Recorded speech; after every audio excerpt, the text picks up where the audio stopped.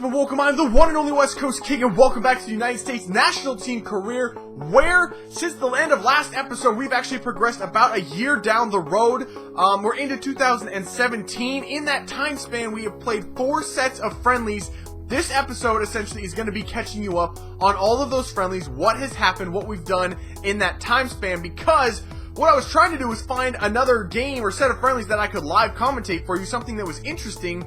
What I've actually found is another tournament. I didn't think it was in this game, but it is. We're going to be playing the Confederations Cup starting next episode. Only 8 teams are in that tournament.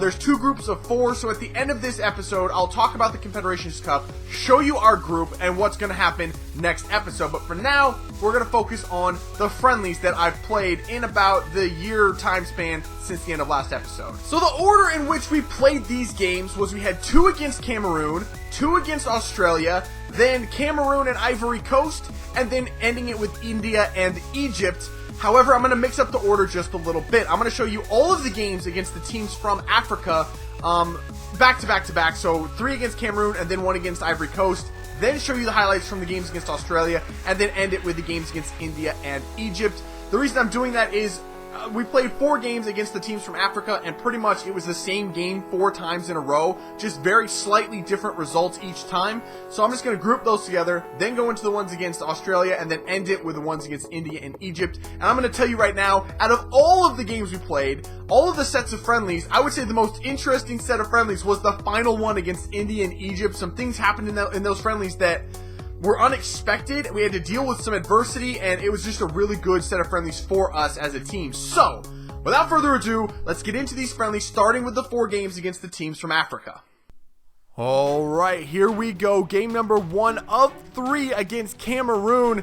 And I'll tell you right off the bat, these games against the teams from Africa, all 4 of them were very difficult. They were all very, very fast, these teams were. And I tried to use their speed against them. You see me holding the ball up here, just trying to draw midfielders and defenders out of position, which Agudelo does beautifully. He passes the ball into the middle to Zalalem, who brings it across to Hyman, and now there's no one on the back post. Hyman gets the shot away and puts it in the back of the net. We are up 1-0, just on the brink of halftime. That was exactly what I wanted to do in this game, and it worked to perfection right there.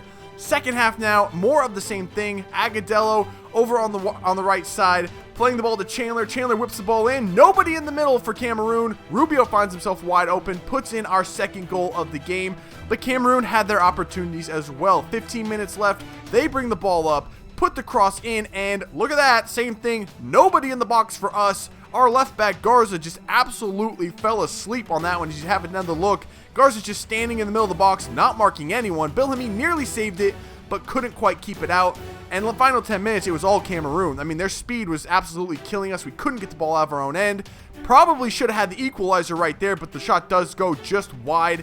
And another opportunity now, Eto with the ball, holding it up, drawing us out of position a little bit. We did pretty good staying disciplined in there, but I slide tackled it right back to one of their players. He hit the crossbar. The header after that goes wide. We're lucky to come out of that one with a 2-1 win. I'm going to show you the player ratings from each game just so you can see who played in the game and how they did. I'm not going to spend a lot of time talking about it. If you want to take a look, pause the video and do have a look. Second game now, started off with a bit of controversy. An early corner for Cameroon. Our keeper, Sean Johnson, comes out, gets nowhere near the ball with his diving attempt, and takes out the Cameroon player in the box. He's done that so many times when I give him an opportunity in there that I honestly, I can't trust him anymore. And at that point, that was the final straw. I absolutely had seen enough from Sean Johnson. 7 minutes into this game, he's getting pulled for Bill Hamid. And you know what? Sean Johnson may never have another opportunity for me in the Stars and Stripes. I just can't trust him in there. And of course, Cameroon steps up, puts the penalty away, and they go up 1-0 early on in this game. A little bit later, we have an opportunity. 20 minutes in, Wenger comes across, gives the ball to Bedoya, who plays a perfect through ball to Newman. You may not know who Newman is. I surely didn't before I started this career mode, but you know what? I do now. He's progressed you know, steadily throughout this thing, and I finally gave him a shot here, and he did quite nicely. Actually had most of the attempts for us in this one. He converted that one, the equalizer. Here, at 30-minute mark, he gets another opportunity, but this one is parried away by the keeper. A great save from him. Newman here plays the ball into Swanson in the second half. Swanson holds it up, plays it back to Newman, a little bit behind him, but he controls it, gets the shot off, but it does go just wide of the mark. And this one results in a 1-1 draw against Cameroon. I told you these games were not easy. Here's a look at the player ratings from this one. Bill Hamid gets EA's man of the match. I agree with that one. He made a lot of good saves in that one. Third game now, and in this one I got to bring up other players, and I tried to match pace with pace. As you see, Joshua Gatt getting forward, using his pace to get by the defense, gets across in, but there's no one on the end of it. It gets cleared away out to Zalalem, about 30 yards out, decided to have a crack, and he hits the post, and it goes in. By far the best goal I've ever scored with Gideon Zalalem. No, he does not have great shooting. No, he does not have great finishing, or good long shots for that matter. But you know what? In this game, a lot of times when you put a shot on target, good things happen. That's just what I was trying to do there.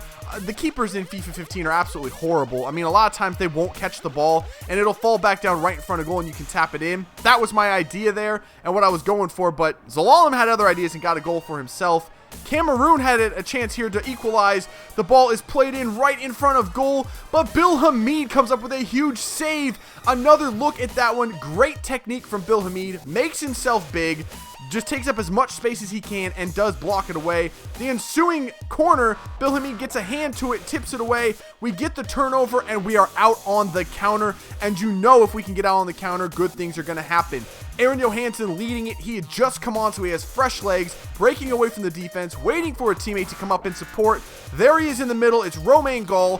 Finishes that opportunity off. And we have a 2-0 lead, and that is actually how this one would end. We come away from this one with a 2-0 victory over a very, very good Cameroon side. Player ratings from that one, Bill Hamid does get EA's man of the match, and again, I have to agree with it. He was absolutely fantastic over the course of all of these friendlies. He played almost every single game and was absolutely great in every one of them. On to the Ivory Coast game now, and they played much the same way as Cameroon did. However, they were very disciplined, and I could not really draw them out of position like I could against Cameroon. As you can see, Julian Green almost got us on the board right there, the first shot. We're into the 72nd minute now, and DeAndre Yedlin making things happen, running at the defense as he does, playing the ball to Hyman, who cuts it back onto his right foot, finesses it far post, and he does put that one away. Our opening goal comes 75 minutes into the game. I mean, Ivory Coast was just so good in this game, so difficult to get past. They were absolutely incredible. They do have an opportunity here to equalize. Ball whips into the box. Gaddis, who's playing left back in this one, gets up for it and clears it, but it falls right to TNA, and he takes a fantastic shot. Far post, upper 90, puts it away, equalizes, and that is how that game would end. A 1-1 draw against Ivory Coast. An acceptable outcome, I would say, against a team that was clearly up for that challenge. Here's a look at the player ratings again. Bill Hamid, again, getting man of the match. So now we're going to get into the highlights against Australia, and actually there's not going to be any highlights from the games against Australia. I could show you highlights. If I showed you goals alone, there would be 12 highlights to show you. 2 games, 12 goals scored, but I'm not going to do that. In the interest in time, I'm going to show you one highlight, and this really epitomizes what happened over the 180 minutes we spent playing Australia. So I'll set this highlight up real quick. It's literally the very beginning of game number 2 against Australia. They get the kickoff, bring the ball up the field, take a shot that goes nowhere near the goal, which results in a goal kick from Bill Hamid, and here's what happens next.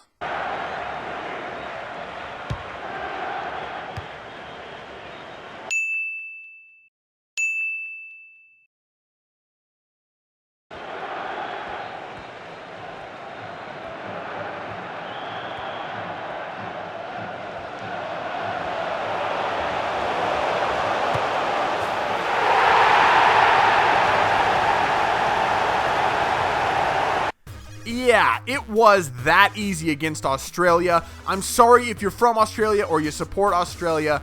In this game, they're absolutely terrible. Here are the player ratings from the first game, which we won 5-2. Tommy Thompson netted himself a hat trick and a 9.9 rating. You know it's bad if you let Tommy Thompson, who cannot score goals, to get a hat trick on you.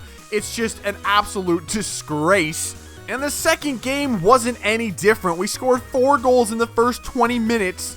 And that's why you see a lot of players here playing out of position. For the rest of the game, I just experimented with some things. Yedlin playing right wing, Julian Green in the middle, Cerna out wide on the left. I mean, we just moved some things around, but it didn't really change anything. We still dominated. If I had kept the starters in there, we might have won that game 11 or 12 to nothing. So I just decided to kind of pull back. I didn't want to, completely humiliate Australia, so that is why we only got 5 goals in that one. Could have been a lot worse.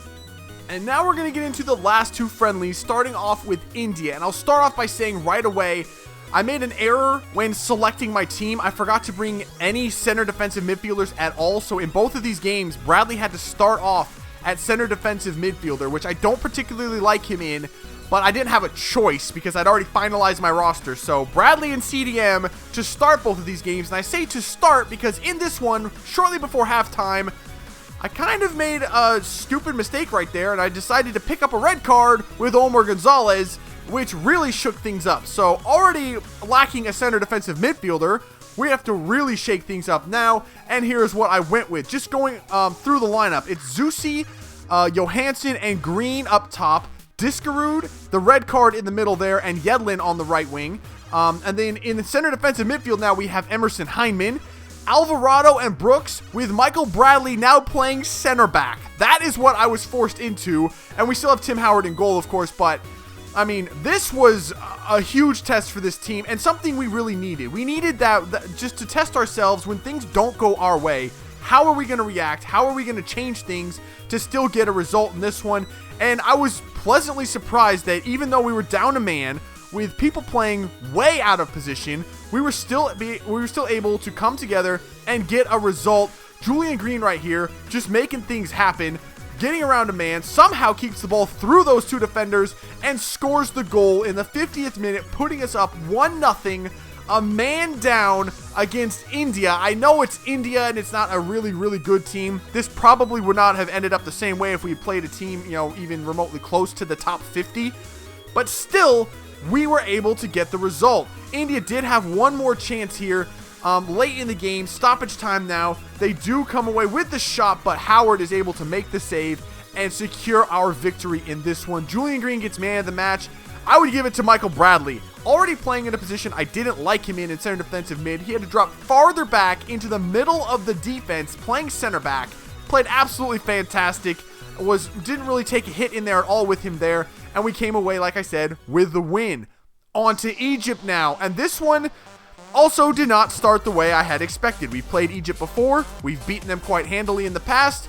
And Egypt gets us off with the scoring. And we're down 1-0 10 minutes into the game.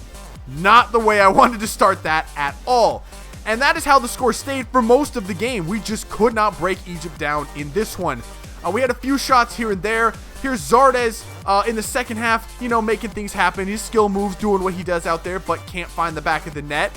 10 minutes left now. We're really starting to press. We've got subs on. Johansson has come on. Zelalem has come on. And it is Johansson finding Zelalem, finally getting us a goal, equalizing. 10 minutes left in the game. And that was all due to Johansson right there. Just great play, weaving through the defense, and some poor keeping right there from Egypt. I mean, that was horrible. How do you not block that? He almost dove out of the way of that ball. But, like I say, they all count.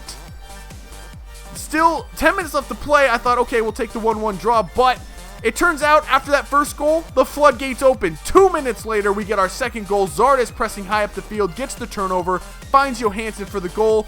And we're still not done. Johansson now on the counterattack, bringing the ball up, unselfishly holding it up for Zardes, who pops it into the open net. It's now 3-1 over Egypt. Still time left. 5 minutes of stoppage time allows us for one more attack. Johansson again bringing the ball up, making people miss. Over to Zardes, who puts it in the back of the net. 4-1 over Egypt. That is 4 goals in the final 10 minutes of this game. After we have played horrible for the first 80 of them, we scored 4 goals in the final 10 minutes to come away with a 4-1 victory. And again, yeah, poor keeping from Egypt, but I just can't believe that we scored 4 goals in the final 10 minutes. What a great performance from us in that one. And here are the player ratings. Johansson absolutely gets man of the match. He came on, I think, with 20 minutes left to play and ended up with 3 assists. He didn't get a goal. He could have had a goal, but he unselfishly found Zarda's back post twice. I mean, just absolutely great stuff. So that is going to do it for the friendlies portion of this episode. Now we're going to move on to the Confederation Cup stuff. And again, that tournament will kick off next episode. So we'll take a quick look at the teams in this tournament. Our group consists of the United States, New Zealand, Germany, and the Ivory Coast. The other group is Mexico, Brazil, Korea Republic, and Argentina.